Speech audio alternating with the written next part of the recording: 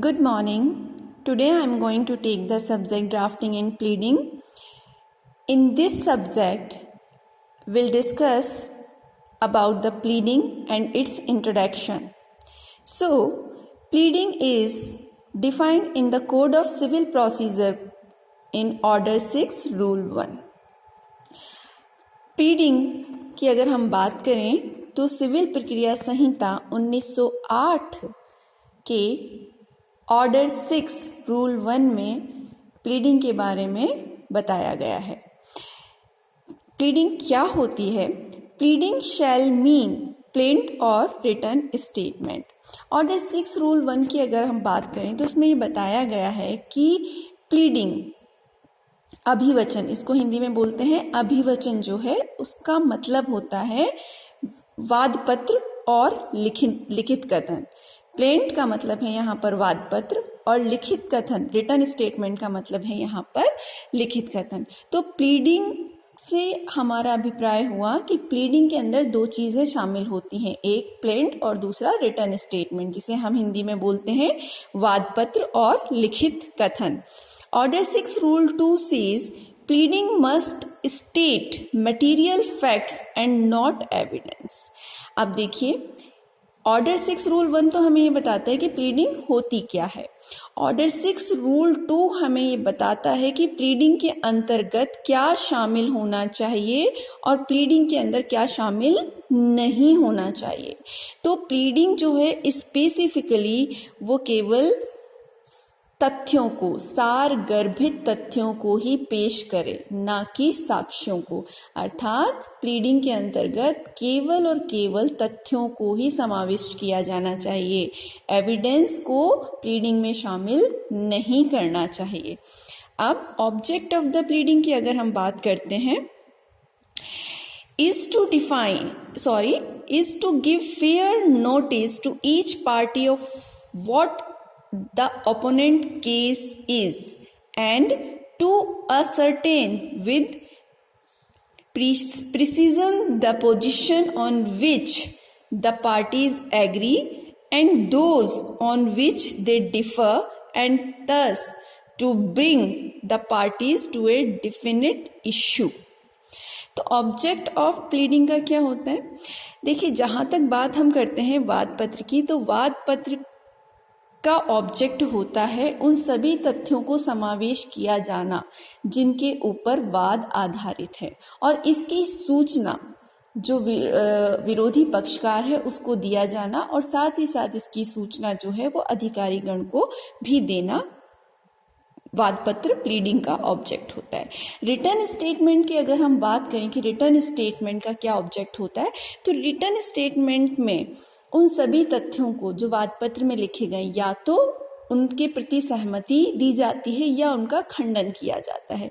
तो अगर हम वाद पत्र के किसी फैक्ट से, पर्टिकुलर फैक्ट से सहमत होते हैं तो हम वहां लिखेंगे कि we agree of such and such fact. और अगर हम किसी फैक्ट्स को मना करते हैं, डिनाय करते हैं, हम उसके विरोध में कुछ और कहना चाहते हैं, तो हम लिखेंगे we differ the fact of such and such and we want to say in this relation. हम इस संदर्भ में ये वाक्य कहना चाहते हैं, ये तथ्य प्रस्तुत करना चाहते हैं। तो हमें लिखित कथन में वो सब कुछ लिखना पड़ता है। अगर यहाँ पे हम इस रेफरेंस में एक इम्पोर्टेंट केस मैं आपको बताना चाहूंगी, the new India assurance company limited versus Surendra Singh and others 2007 का ये केस है। इसमें प्लीडिंग और ड्राफ्टिंग के बारे में बहुत ही अच्छे से समझाया गया है। तो हम यहाँ पर प्लीडिंग और ड्राफ्टिंग को अगर और भी अच्छे से समझना चाहते हैं तो हम इस केस को डिटेल में स्टडी कर सकते हैं। अब हम बात करते हैं कि प्लीडिंग और ड्राफ्टिंग जो है, तो यहाँ पर हम आज का हमारा टॉपिक प्लीडिंग है, ड्राफ्टिंग हम इससे पहले डिस्कस कर चुके हैं। तो प्लीडिंग्स के टाइप्स, प्लीडिंग कितने टाइप की होती है, तो हमने डेफिनेशन में भी देखा, प्लीडिंग के अंतर्गत प्लेंट और रिटर्न स्टेटमेंट शामिल होते हैं। तो इसके टाइप्स क्या हो गए? Plaint and return statement. अब हम वन बाय वन दोनों को स्टडी करते हैं। प्लेंट क्या होता है? वाद पत्र क्या होता है? Plaint a statement of claims called plaint. अधिकारों की मांग के लिए जो दस्तावेज हम देते हैं, पेश करते हैं, उसे प्लेंट बोलते हैं, in which the plaintiff sets out his cause of action with all necessary particulars. इस दस्तावेज के अंदर वादी जो होता है अपने दावे के संबंध में सभी आवश्यक तथ्यों को जिनके कारण विवाद उत्पन्न हुआ है शामिल करते हुए लिखता है, लिखित दस्तावेज प्रस्तुत करता है। इसे हम बोलते हैं वाद पत्र। रिटन स्टेटमेंट क्या होता है? A statement of defence is called the written statement. अब जो दूसरा पक्षकार हुआ जिसके खिलाफ वादी ने दावा दायर किया है उसे हम बोलते हैं प्रतिवादी। प्रतिवादी वादी के दावे के उत्तर में जो जवाब पेश करता है उसे हम बोलते हैं प्रतिदावा या written statement, in which the defendant deals with every material fact alleged by the plaintiff in the plaint and also sets any new facts which tell his favor, adding such objections as he wish to take to the claim।